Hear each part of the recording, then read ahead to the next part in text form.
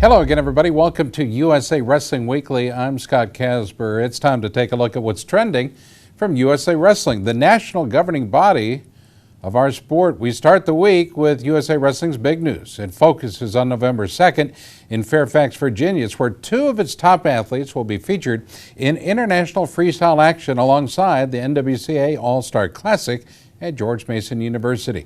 Now, the bouts are set to start at about 6:45. College showdowns will follow at 7:15. 2012 world silver medalist Helen Maroulis of Maryland will compete in a special women's freestyle exhibition against Venezuela's international star, Marcia Andredes. 2012 world silver medalist Maroulis was one of the best athletes in the world, one of the best wrestlers, surely.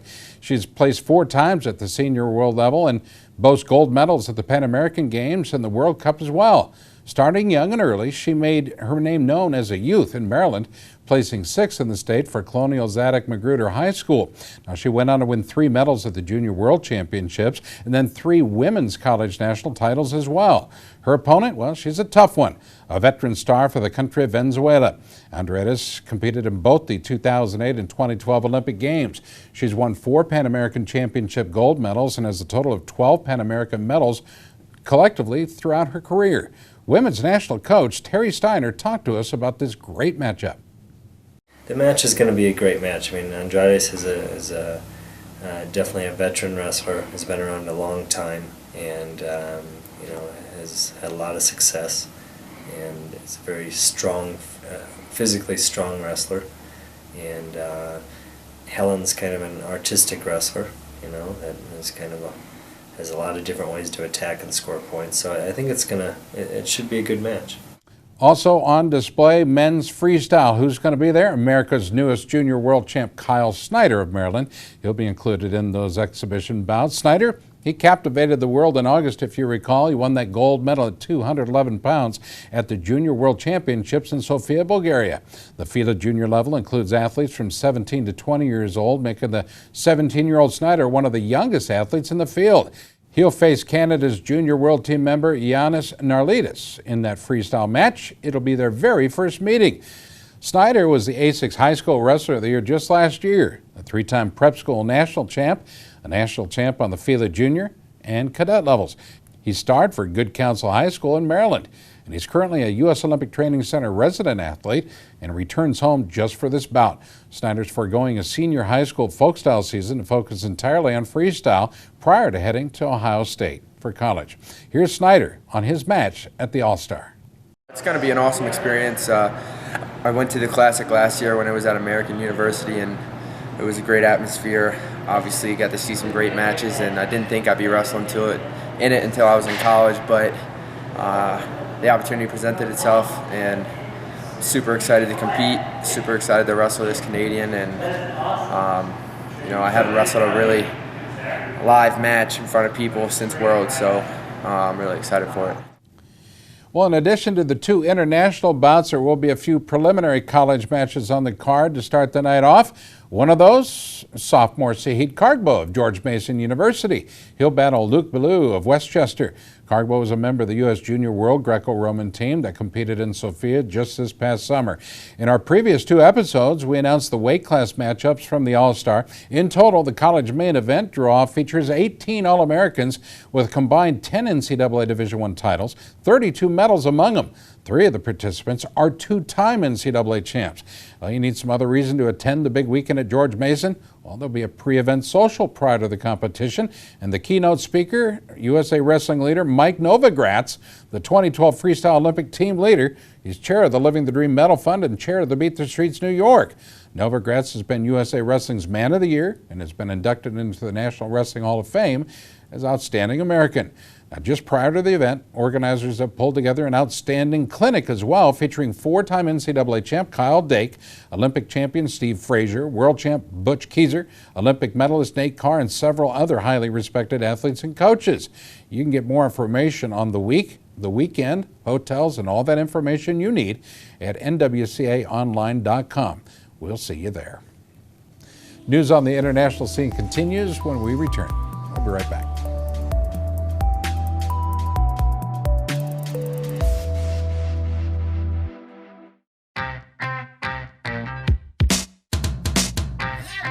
A6 has been there. They've been the lifeblood of the sport. It's been a long time, and they've been at the top of the game every year, forever. And I'll tell you what, now that I think about it, maybe that's where I've gotten my inspiration, because you know, I always want to be in the top of my game in wrestling, and I think that's where A6 is and wants to be as well.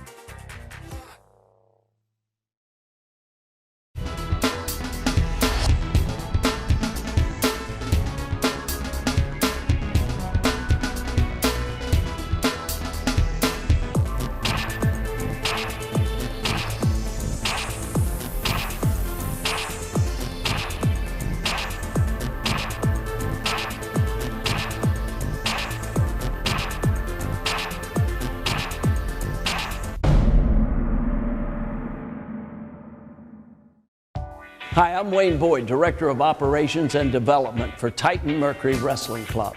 The club was founded to help wrestling worldwide, especially at our senior level, of course at the collegiate level, and the high school level. But the most important level for Titan Mercury Wrestling Club is the kids level. And these are some of the guys today that will be tomorrow's Olympic champions. Let's hear it, guys. Titan Mercury! That's Titan Mercury Wrestling Club, San Marino, California.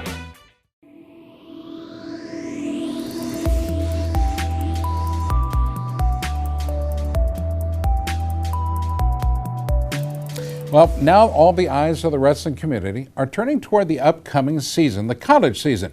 Teams on campuses around the country have started their official practices, and some of the best college grapplers in the country are preparing for seasons they'll long remember. Well, it's a time for preseason rankings as well from some of wrestling's major national media outlets.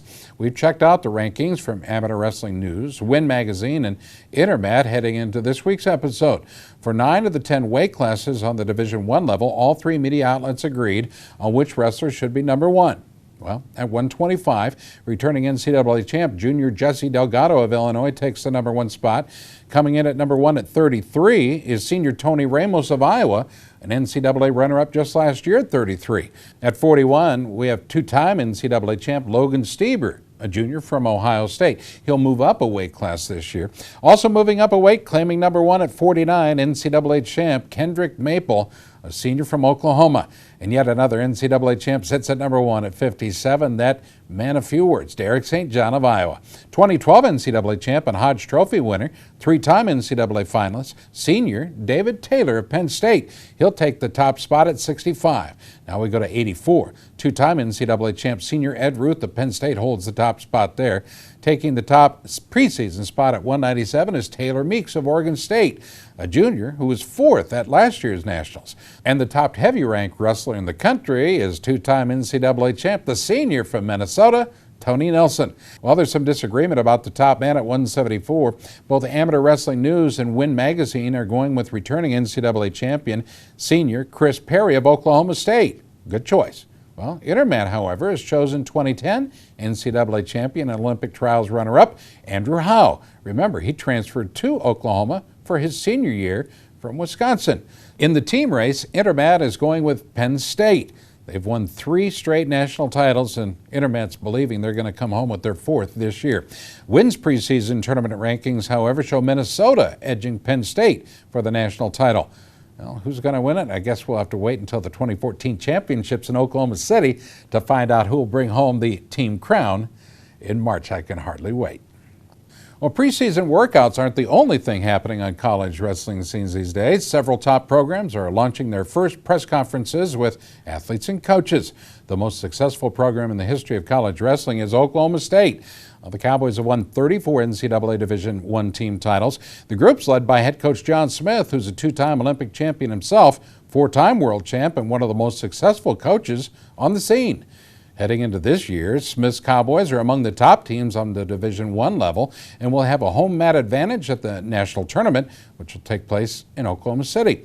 Coach Smith held a press conference earlier this week to talk about his athletes and their quest for an NCAA title, which would be number 35.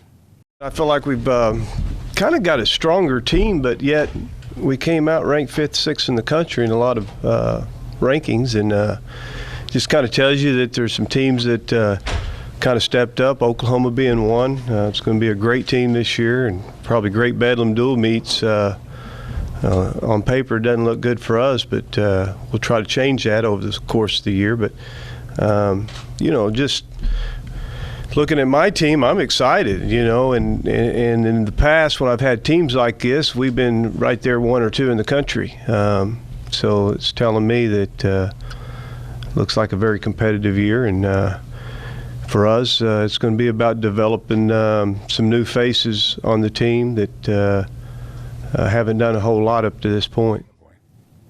Well, another major step toward the growth of our sport was taken this week when Ottawa University, an NAIA school in Kansas, announced that it would add both men's and women's wrestling to the varsity athletic offering starting in the 2014-2015 season. The announcement brings even more momentum to college wrestling, which has shown substantial growth on the NAIA level for men's programs, and the addition of yet another women's team that'll join the growing Women's Collegiate Wrestling Association. Congratulations to Ottawa University on their wise decision to support the sport for both men and women. Nice job. You're watching USA Wrestling. Stay tuned.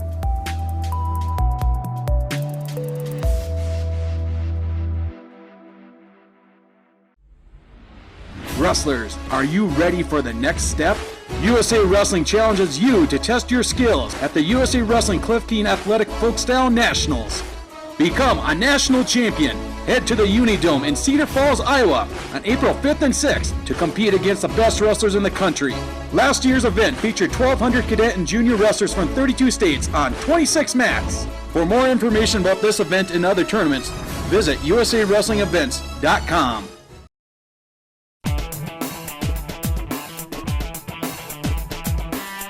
Each season, Liberty Mutual's Responsible Sports Community Grant Program awards $65,000 to youth sports organizations and school sports programs that demonstrate their commitment to responsibility in youth sports. Your organization could be one of our 20 winners this season.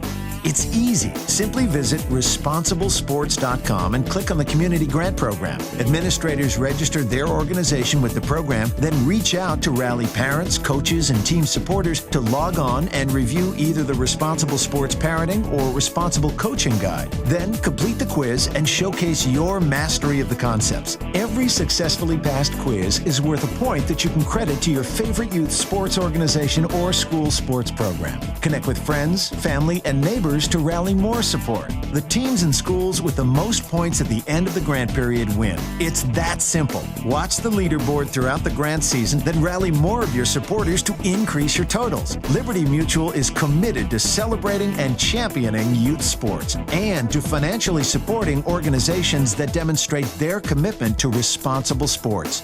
Join the movement and start earning points toward your community grant.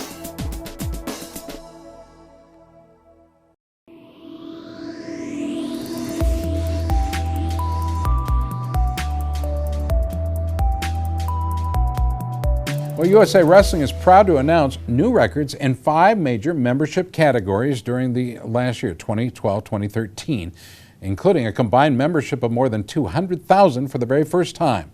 The 2012-2013 membership year, which ended August 31st of 2013, set annual records for athletes, coaches, clubs, and sanctioned events, in addition to female athlete members. In addition, the combined USA Wrestling membership, which includes athletes, coaches, and officials, reached over 205,000 at the end of the membership year, smashing previous records of 192,941 set back in the 2011-2012 year.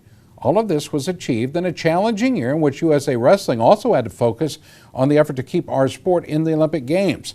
USA Wrestling Director of State Services, Tony Black, talked to us about this amazing achievement by the organization. It's a huge mile marker for us to go over 200,000. I mean, that's kind of a made-up number, the importance of it, but the importance is that we had about 6% growth. I expect that to be actually more this coming year. It's a testament to our state associations, what they're providing opportunity-wise at a state level. It also shows that USA Wrestling has been willing to examine its membership structure, try to see if the one-size-fits-all is what we should be doing, or if there's other other membership options that make more sense. We've come to the conclusion that other membership offerings actually do make sense. So we have a handful of states where different membership, there's a tiered membership, there's a high school team membership. So although those are still in the pilot or test stage, and we're confident in the success of those going forward, which will lead to even more membership and more growth. Well, USA Wrestling's Richard Emmel returned to the U.S. Olympic Training Center this week and caught up with a pair of new resident athletes in training. Both of these young stars hail from the state of Georgia and are looking to make their mark on the international scene. We start with women's freestyler Amy Ho, a past member of the U.S. Junior World Team and a Junior Nationals champ. She's attending college at UCCS and training with other Olympic-level female athletes. We have great coaches here. Obviously, this place is a place for athletes, so they cater to athletes' needs.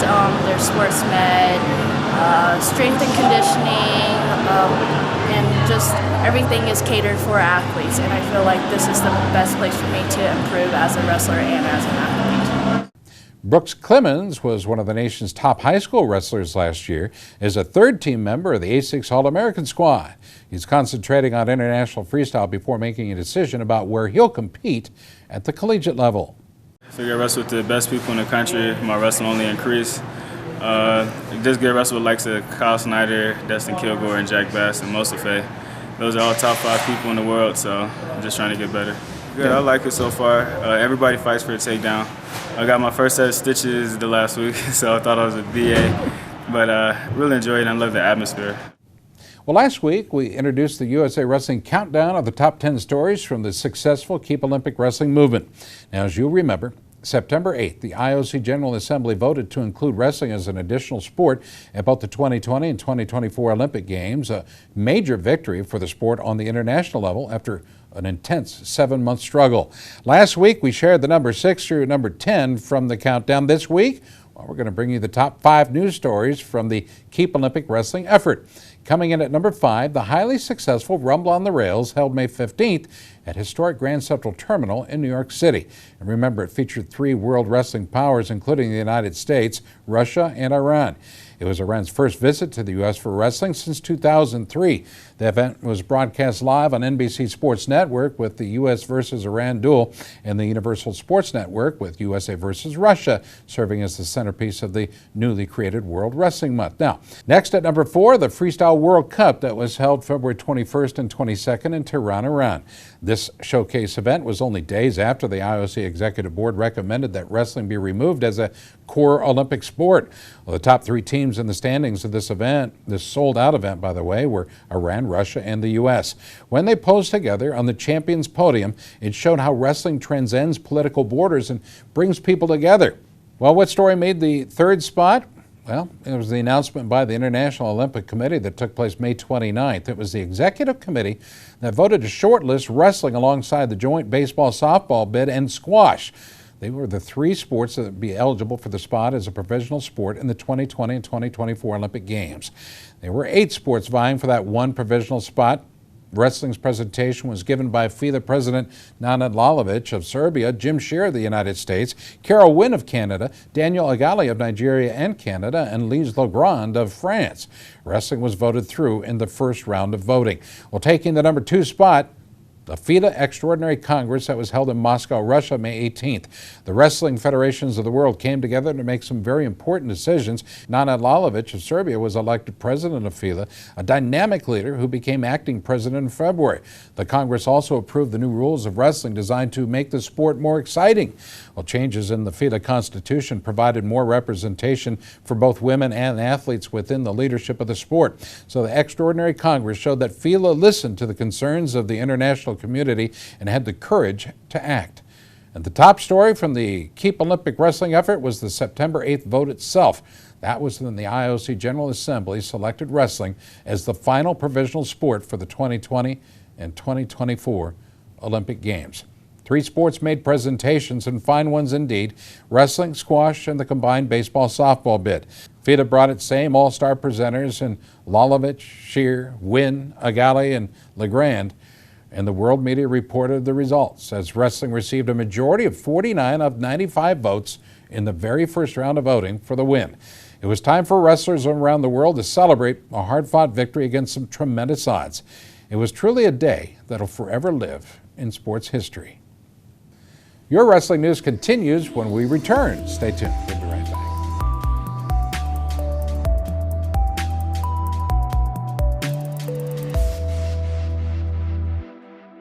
There comes a point in your life that determines who you are, whether you will lead or follow, whether you will fight or give in, whether you will win or lose, and what you will count as your victory.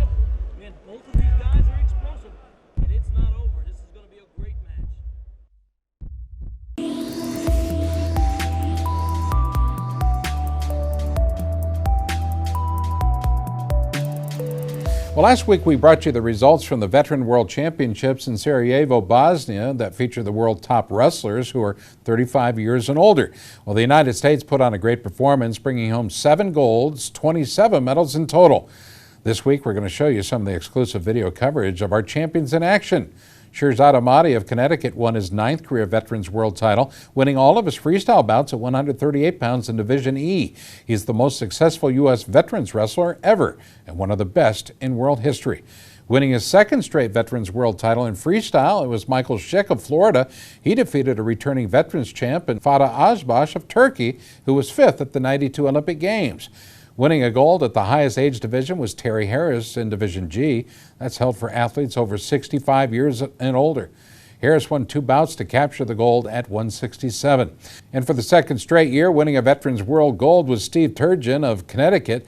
He was the champion in Division D at 127 pounds. Capturing his very first Veterans World freestyle title was Jason Goldman of New York. He beat 3 tough opponents, including a Russian in the finals, to come home with the Division A gold medal at 127. Mo Tahiri of Pennsylvania won USA Wrestling's only Greco-Roman Veterans World title. He did so with a victory by pin in the finals at 167 in Division G. Now, we do not have video of the other U.S. Veteran World Champion, 3-time freestyle winner James Kasser of Ohio at 138. But here are some photos of Kasser's victory, courtesy of Robert Whitman. Thanks, guys. Well, this just in, USA Wrestling has named Blue 04 as its official water sponsor. Blue 04 is a premier oxygen-enhanced electrolyte water and will provide products and services for USA Wrestling events and national teams, as well as participate in a number of other cooperative projects. With its unique proprietary 41 mineral blend of 04, Blue 04 provides the most bioavailable oxygen contained in a zero-calorie, zero-sugar water beverage. Blue 04 products have already been made available at USA Wrestling events and will be an active partner with USA Wrestling moving forward. We welcome our friends at Blue 04 to USA Wrestling's family of sponsors. Although the Senior World Championships were completed only a few weeks ago, USA Wrestling is already busy organizing events and activities for the new wrestling season. Well, the kickoff for the Youth Folkstyle season begins with the USA Wrestling Preseason Nationals. It returns to the Unidome on the campus of Northern Iowa in Cedar Falls, November 2nd and 3rd. Competition will be held between the high school level for boys and girls, as well as the middle school level and 3 grade school divisions. This is one of the premier early season folkstyle events, and it continues to grow and improve each and every year. USA Wrestling is also looking ahead to events that will take place later in the year and is proud to announce that the combined Men's University Nationals and FIDA Cadet Nationals will return to Akron, Ohio for the next 3 years. This large and successful event has been in Akron for the previous 7 years, making it the host city for a full decade at the end of the new contract. This year's University and FIDA Cadet Nationals are set for May 22nd through the 25th at the University of Akron. The Greater Cleveland Sports Commission will continue to serve as its host for the tournament. Freestyle Team USA returns to the mat again this coming weekend. A small group of U.S. wrestlers have traveled to Hazavert, Russia for the Intercontinental Cup, which is a dual meet tournament featuring a number of wrestling's most dominant nations. Included on the roster, a pair of past NCAA champs and top freestyle talents, Dustin Kilgore of Kent State at 211 pounds and Zach Ray of Lehigh at 264. Also on the trip, Steve Middich at 121, Jimmy Kennedy at 132, and Chase Pammy at 145 pounds. After this event, the group moves on to Grozny, Russia for the Ramzan Kidorov Cup, October 26th and 27th. It's time for that Photo of the Week contest you've been waiting for. The pictures, of course, sent in by families and fans from around the country. They're also being considered for our contest page in USA Wrestler Magazine and our Facebook page. Now, this week, the Photo of the Week comes from Angel Dislog Walton. I took this picture of 7th grader Isaac Allen of the Golden Cross Club in Cincinnati, Ohio. Look at him tossing an opponent at the Bearcat Brawl in Walton, Kentucky. Have your photographs considered for our contest simply by emailing them to Gary Abbott at gabbett@usawrestling.org. Folks, that'll do it for this week's show. From all of us here at USA Wrestling, I'm Scott Casper, and thanks for watching.